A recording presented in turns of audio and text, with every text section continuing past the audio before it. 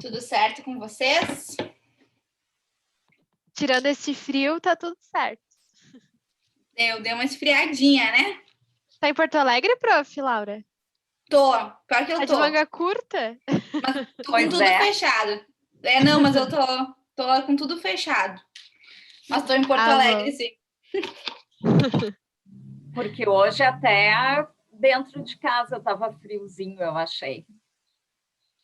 Não, tava bem fresquinho mesmo. É que aqui em casa pega sol, né? Então não chega a ser gelado, assim.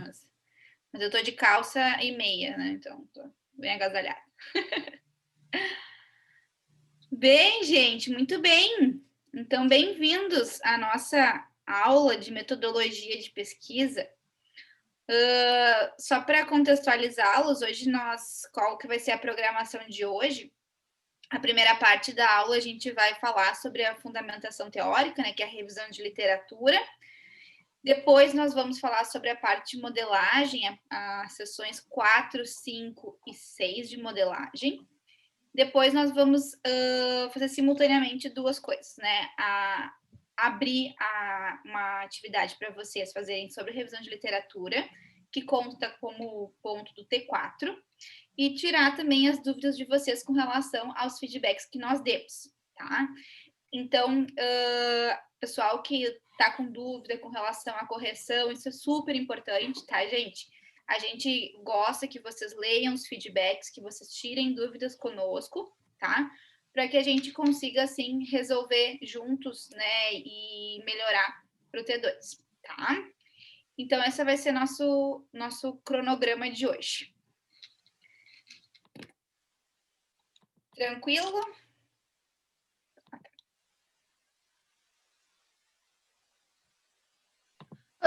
Oi, professoras, vocês avaliaram qual entrega? O T1? O T1. O T1. Tá, ok. Obrigada.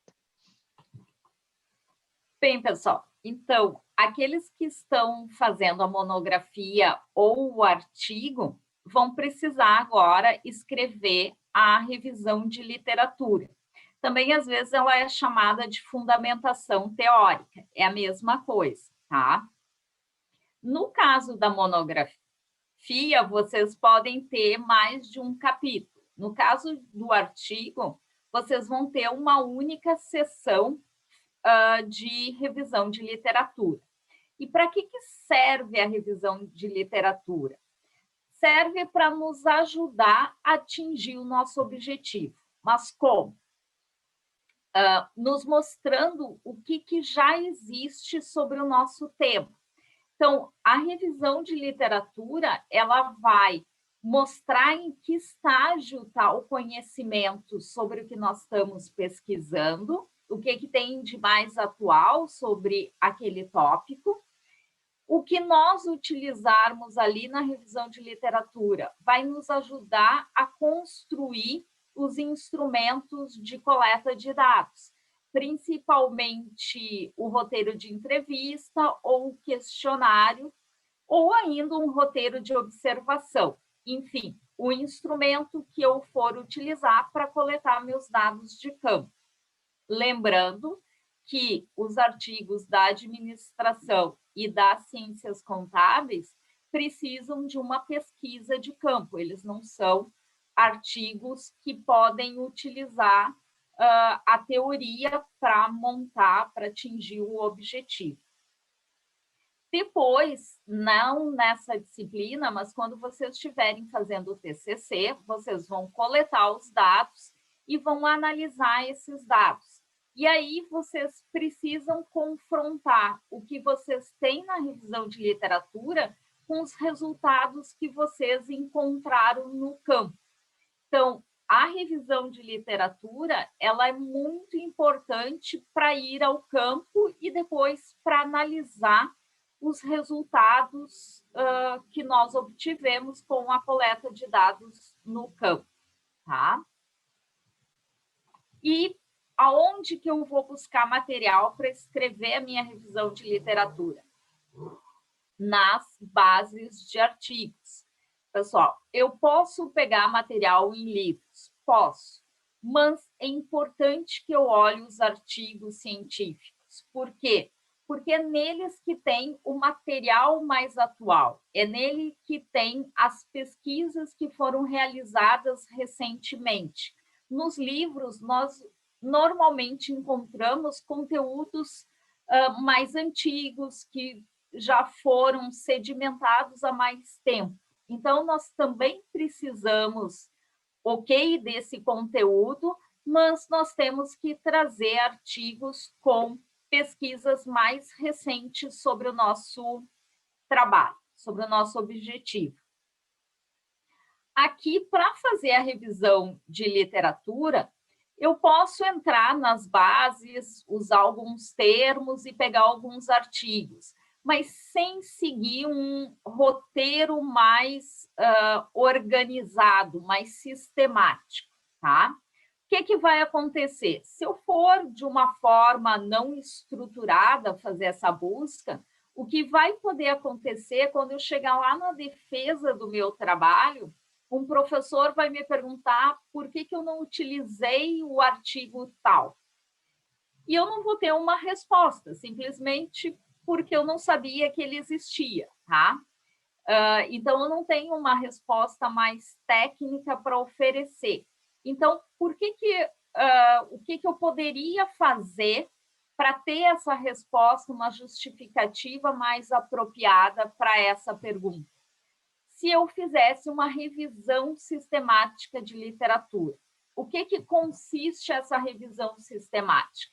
Eu tenho critérios, então eu vou definir quais são os termos que representam o conteúdo da minha pesquisa, eu vou definir quais são as bases de artigo que eu vou pesquisar, qual o período,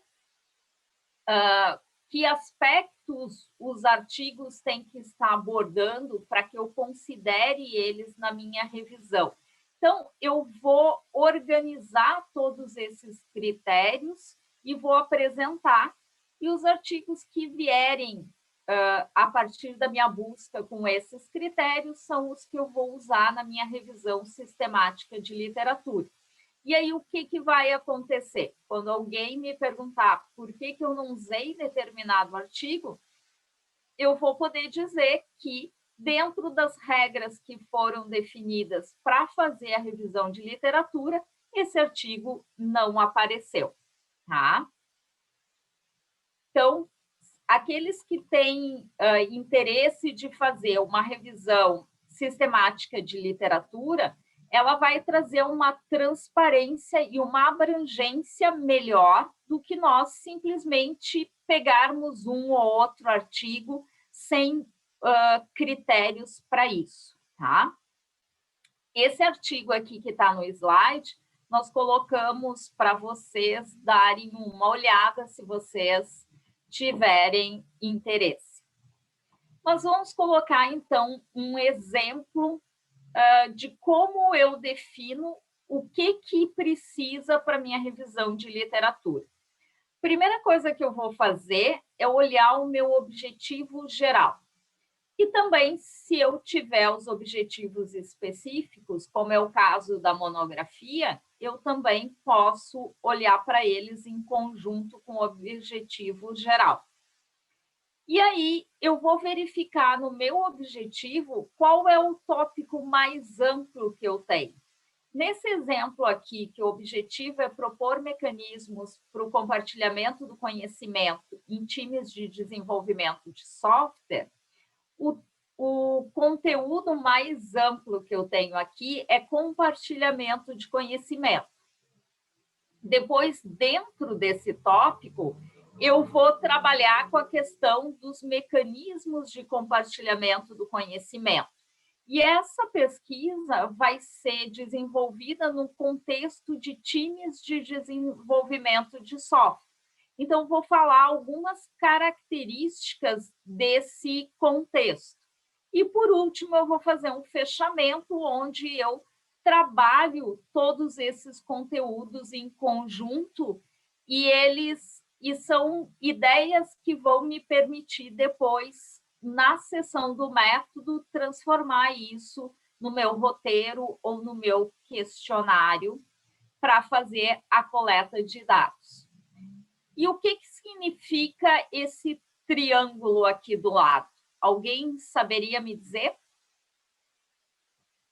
Seria ir do mais amplo ao mais específico? Muito bem, exatamente isso. Assim como na introdução, na revisão de literatura, eu sempre começo pelos tópicos mais amplos e vou até o mais específico, tá? Professora Miriam, então nessa Diga. parte a gente pode dizer que a gente vai realmente abrir o nosso trabalho. O objetivo, os objetivos específicos, a gente vai abrir ele e fazer na revisão de literatura, nós vamos, tipo assim, pesquisar o que já tem sobre aquilo que vai compor o nosso trabalho. E aí, no final, a gente dá um ar mais relacionado do assunto. Isso. Tá bom. E no caso, como minha monografia, então eu poderia fazer um tópico para, por exemplo, cada coisa que eu acho importante, ou uma parte do objetivo eu faço um, outro eu faço outro, e daí no final eu junto todos. Exato. Tá bom, obrigada. Bom, e aí nesses tópicos, então, aqui nós definimos quais são os tópicos que precisam constar na revisão de literatura, né? Mas o que eu vou falar dentro deles? Então, muitas vezes eu preciso mencionar um conceito, mencionar quais são os resultados das pesquisas mais atuais que têm relação com a minha. Eu preciso, da mesma forma, trazer citações indiretas que vão suportar as ideias que eu quero trabalhar e sempre pensando qual é a utilidade desse conteúdo para que eu possa atingir o meu objetivo. Então, muitas vezes se começa querendo contar uma história de como aquele assunto surgiu, mas o meu objetivo não tem nenhuma relação com a evolução histórica daquele tópico. Logo, contar o histórico não faz nenhum sentido, tá? Ainda mais no artigo, onde vocês têm um espaço de páginas muito restrito. Então, é preciso que vocês realmente tratem daqueles aspectos que são próprios para aquele objetivo, tá? Aqui nós colocamos para vocês algumas dicas que nós já vimos lá naquela aula de redação, tá? Então, cuidados como ter um fio condutor. O que significa isso? De uma frase para outra tem que ter uma lógica. Por que eu vou falar aquela segunda frase depois da primeira frase? Porque elas têm uma conexão. Por que eu tenho aqui um parágrafo e depois o parágrafo seguinte? Porque também tem uma lógica que me leva de um para o outro, tá? Então, por isso que a gente diz, não tem parágrafo com uma única frase. É muito chato ler um texto cheio de frases como se fossem itens. Então, a pessoa não entra na conexão daquele assunto. Tá? Então, por isso, um parágrafo tem mais de uma frase. As frases não podem ter 7, 8 linhas, tá? Porque quando a pessoa está lendo a 8ª linha, ela já nem lembra mais qual era a lógica da primeira linha, tá? Então, frases mais curtas que permitem que o leitor se sinta confortável entendendo aquele texto, tá? E um ponto muito importante é não organizar o nosso texto por obras que eu estou lendo. E a melhor forma de fazer isso é quando a gente não usa os autores na estrutura da frase. Usa ele como dentro do parênteses, né? Só para dar o suporte para a nossa ideia. Mas o texto é organizado por nós. Um ponto que pode ser interessante é vocês, depois de escreverem os tópicos, pensarem o que vocês gostariam de abordar dentro daqueles tópicos. Eu aqui vou falar o conceito, depois eu vou falar dos tipos que existem. pensar o que seria interessante para o meu objetivo, não só os tópicos, mas também os argumentos, as ideias, o que eu precisaria colocar ali. E aí, ler os artigos buscando esse suporte para essas ideias que vocês desenvolveram.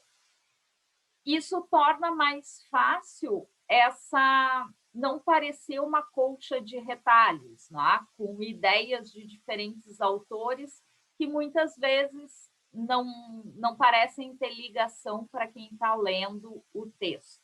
Tá? Depois, outros pontos, não citar o mesmo autor mais de 2 vezes seguidas. Toda frase que a ideia for de alguém, esse alguém precisa aparecer.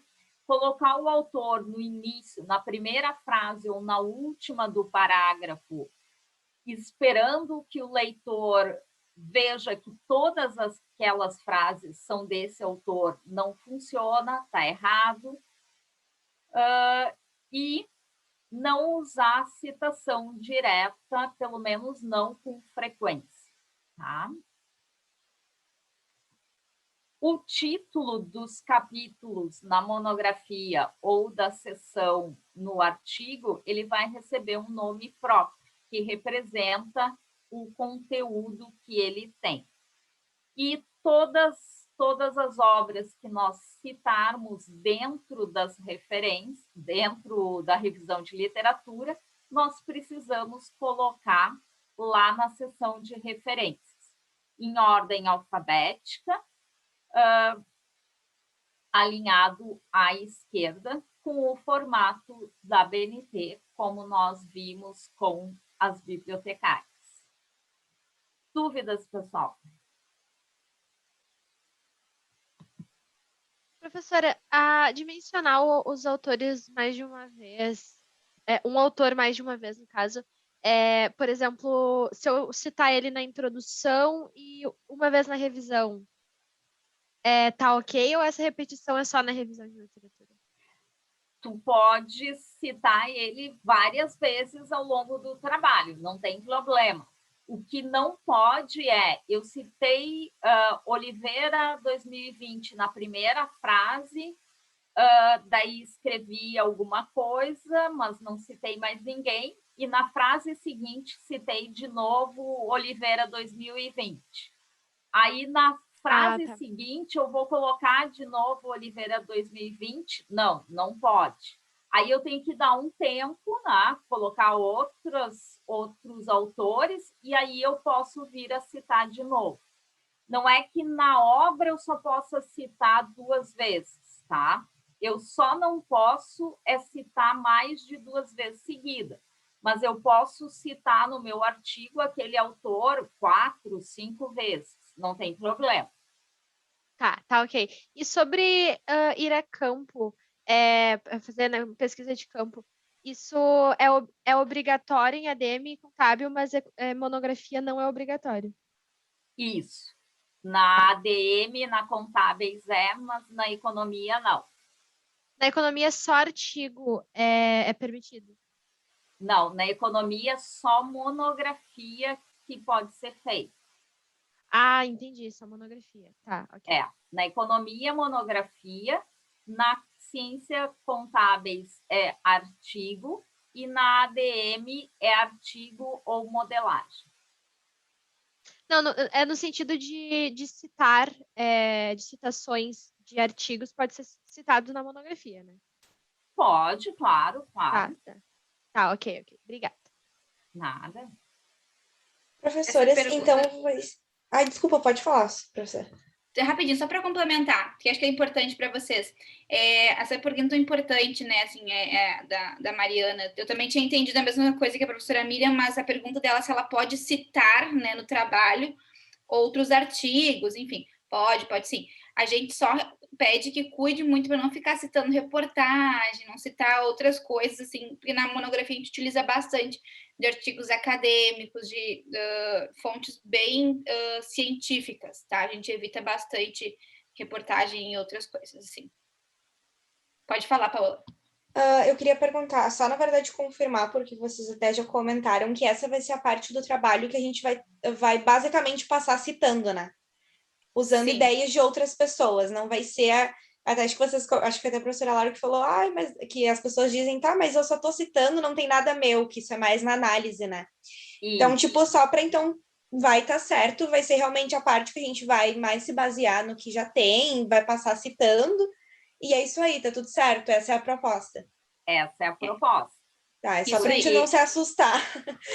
Isso é a revisão do que existe, tá? Sim. Então, é o que tem. Vocês vão trazer as ideias que já existem, que já foram pesquisadas para o trabalho de vocês, para que vocês não fiquem reinventando a roda. O trabalho de vocês, ele vai ser construído a partir de um conhecimento que já existe e que vocês estão mostrando na revisão de literatura. Não, tranquilo, só para eu ficar tranquila nessa parte, saber que realmente vai ser citação, referência, é isso aí. Só um cuidado que tem que ter é usar citações indiretas, tá? Citação indireta só em último caso, né? E assim, qual que é o trabalho, tá, Paola? Assim, que às vezes o pessoal diz, mas então só vou citar, não vou fazer nada. Vai, porque tu vai ter que ler os trabalhos, todos os trabalhos, né, para conseguir construir e ver aquele fio condutor que a professora Miriam falou, né? Tem que linkar, né, uma coisa a outra. Exato. Então, tu vai ter algumas frases tuas que vai ser, tipo, contudo, né, vendo daquele ponto de vista. Fazer dar sentido, né? Não é só jogar umas... falou isso, falou aquilo, e falou aquilo, e falou aquilo. Perfeito. Eu pergunto porque eu, particularmente, eu acho que parece que fica meio pesado quando tem muita citação. Só que não adianta, é uma parte que pede, né? Então é só para eu ficar tranquila em relação a isso. Isso. É isso aí mesmo. Pode ficar tranquila, porque aí vocês não vão escrever nada do que vocês tiram da cabeça de vocês, né? Nada que eu digo assim, autoral. A parte autoral de vocês é conseguir entender o link, como que as ideias estão se organizadas e como que a apresentação dessas ideias vai contribuir para vocês atingirem o objetivo de pesquisa de vocês. O nosso trabalho vai ser fazer aquilo fazer sentido. Exato. Tudo bem. Mais alguma dúvida, pessoal? Gente, eu vou agora, então, apresentar para vocês a outra parte de modelar, a segunda etapa da modelagem. Eu acho que todos que estão aqui, né, ninguém é da modelagem, mas de qualquer forma é importante, porque tem colegas que vão assistir o vídeo e vão fazer essa entrega, tá? E aí, depois que a gente finalizar, a gente libera para os atendimentos e também para atividade, tá ok? Então, vamos lá. Né? Então, a modelagem de negócios, tá? Quem fez a primeira entrega, né, de modelagem, entregou a seção 1, que é a apresentação da empresa, a análise de mercado, na seção 2, e a seção 3, que foi a proposta de valor e a descrição do produto e serviço, tá? Agora, no T2, o que é a proposta para quem fez modelagem? É entregar as sessões anteriores ajustadas e a sessão 4, 5 e 6 da modelagem, tá? Escritas. E aí, o que são essas sessões 4, 5 e 6, né? Então, é a segmentação de clientes. Se a gente olhar, assim, tem um panorama geral, a gente vê que tem muita relação com o cliente aí, tá? Em todas elas.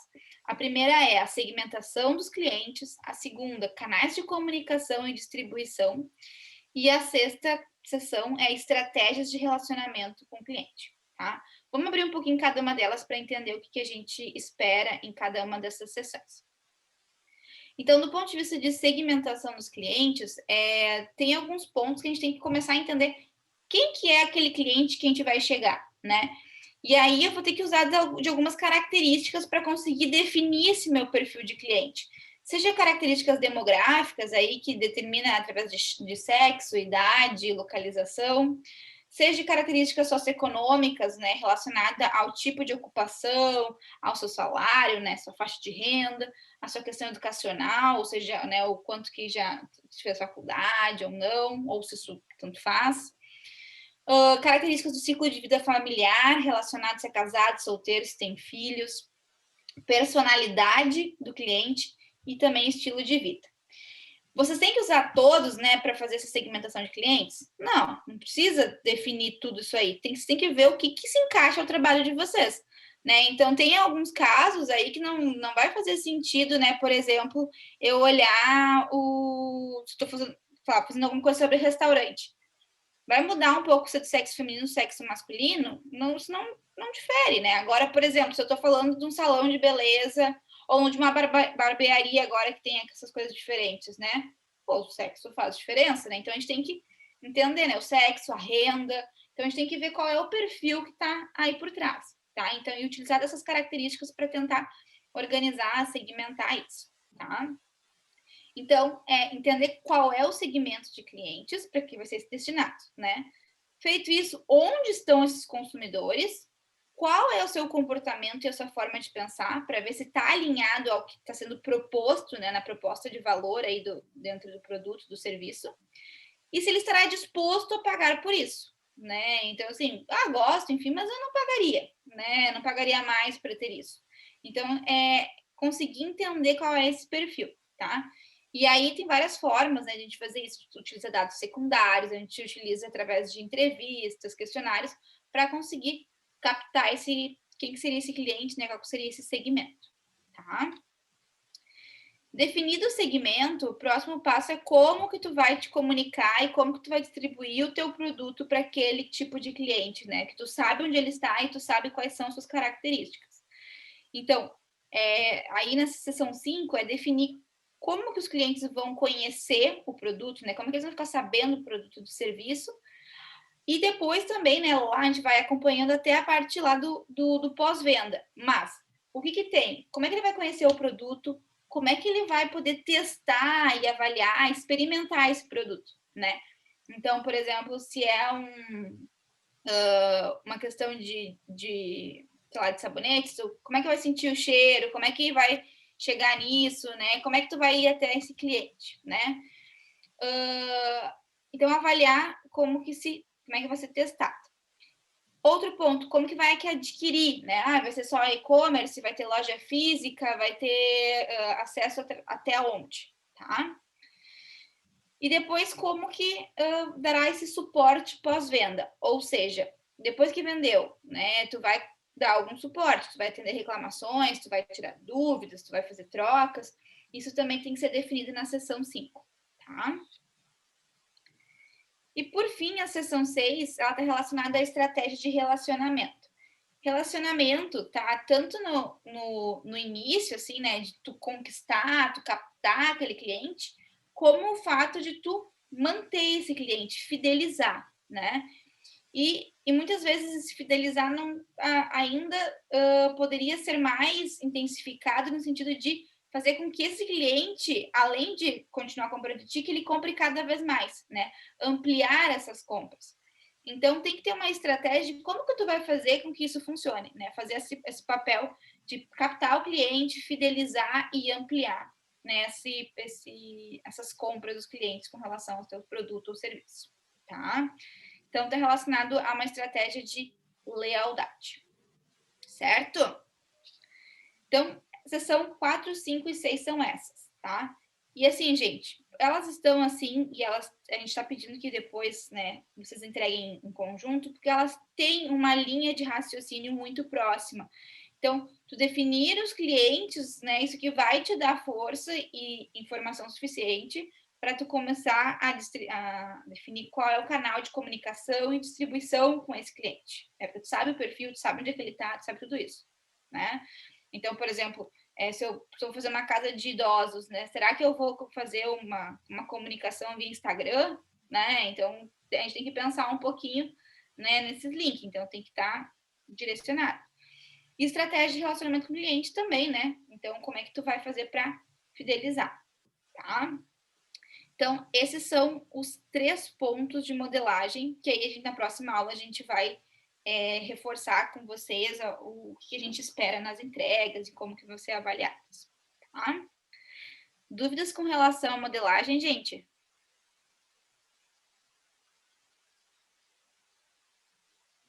Não? Bom, então é o seguinte. Eu vou abrir aqui um espacinho para vocês colocarem no chat o nome de quem quer ser atendido, tá? Para receber feedback do T1.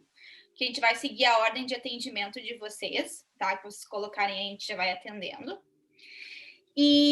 Mas eu queria, para os que não tiverem dúvidas sobre feedback, não quiserem, né, avaliar nada de questão de feedback, estiverem tranquilos, viram, tá de boa, a gente vai pedir que vocês façam, né? E que todos, né, façam, né? Mas esses que não têm dúvidas já podem ir fazendo agora.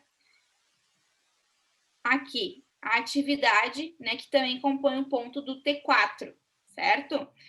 Essa atividade é uma atividade relacionada à revisão de literatura, que foi o que a professora Miriam estava apresentando para vocês agora há pouco. Deixa eu pegar aqui para mim. Que é o seguinte, que vocês têm que relacionar duas colunas, na verdade, né? Que está em 2 páginas, não chegou a ser coluna. Então, é ver, através de objetivos de pesquisa, qual que seria a forma adequada e quais seriam os temas trabalhados na revisão de literatura, tá?